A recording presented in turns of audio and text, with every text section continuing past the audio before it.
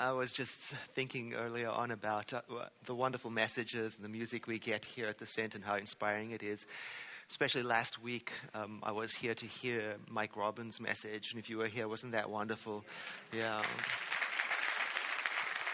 He talked about being your authentic self, and I was sitting in the audience, and I heard the audible sigh of relief among the audience when he said, the only thing the world really wants from us during this holiday season is the gift of our authentic self. And everybody, I want to be that. I want to be myself. I want to give that. And I was sitting there thinking about it and asking myself the question, what does our teaching here at the center add to that wonderful idea of being your authentic self? And I think from our center comes the question, well, what is your authentic self? Or in other words, who are you? Are you your thoughts about yourself? Are you your religion? Are you your culture? Your astrological sign? Are you your personality? That's a good one. Is that you? Are you your history? And in a way, we are all of these things. And the really, really good news is at the same time, we are also none of them. In fact, when I'm being myself, the question is, who and what am I being? And where did I learn that?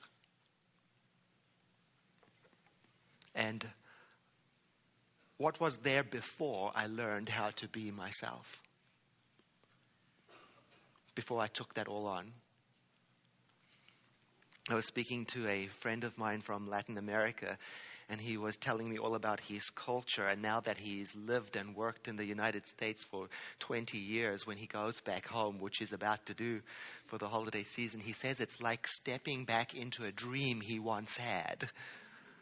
And he says when he steps into that dream, he realizes in that culture, everything is done in a certain way and everything is thought of in a certain way, and he feels restricted by it, and he encounters the expectations that exist for different genders, and he experiences it as intolerant. And I asked him, well, you could just be describing any place on the earth. It's not just your culture. Any place on the earth where the prevailing thinking is a dream and reality seems unreal and hidden, where you and I can be lost in the story of how things are, and then who are you?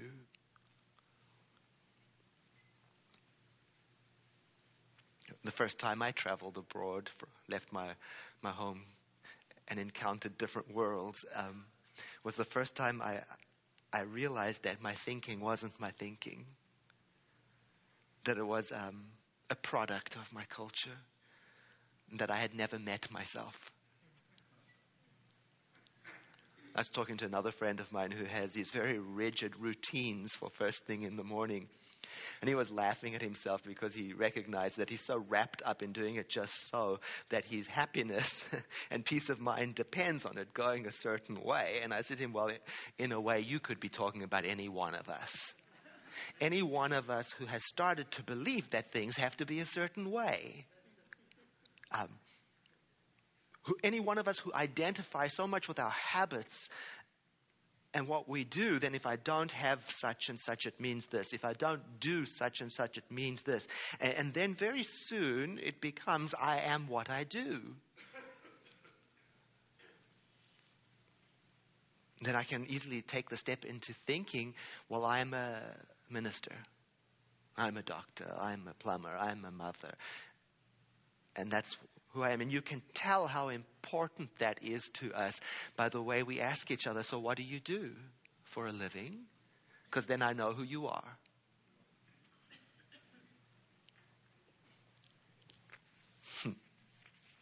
Who am I is a very liberating question to ask ourselves, because it frees us up. It liberates us from identification. with all these things because it's a dead end. I am this. And it's not necessarily a very comfortable question to ask ourselves, because it might bring us to the realization that the way I have been showing up here up until now isn't even the real me that I say it is. I was just playing a part for my culture. I was participating in the dream. And it's beautiful and it's wonderful, but who am I?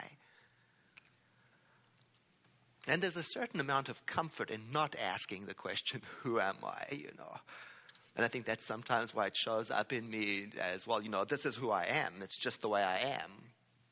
That's me. But what I'm finding is that many times when I've said that, I've been wrong. That's me, that was just a dream, an accumulation of ideas, a routine. I love the story that Mike told about when he was out in the morning jogging and he fell. And the first thing he did, instead of scanning his body, he scanned the neighborhood to see who was watching. And I thought, I know that place. All our spiritual learning, and then when temper flares up, the first thing I do is scan who saw it. What is it in us, in me, that acts like that? And where did I learn it? Where did I learn that I am Edward? And what was there before I became all of these things? What makes me respond in the way I do? And is that me? And can I examine all of this? Can I ask? The philosopher Socrates, we used to learn about him in school.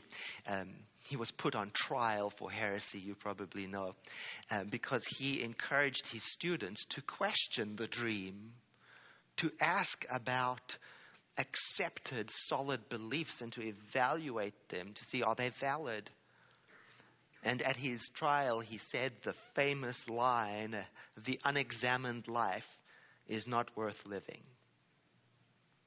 And this idea of questioning the way things are was so upsetting at the time that he was sentenced to death. And I remember that story because it reminds me of the lengths I will go to avoid examining my own life. For many reasons. Sometimes it's because the dream is so wonderful. Sometimes it's because, I just didn't know it was an option to question.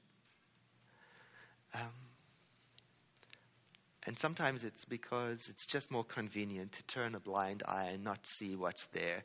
And I can say, that's how it is. It's my culture. It's me. That's me. I'm just being me. When I first started finding this teaching at a place just like this in the Center for Spiritual Living, it was introduced to me this practice. It became a lifelong practice of asking questions like, who am I? Like,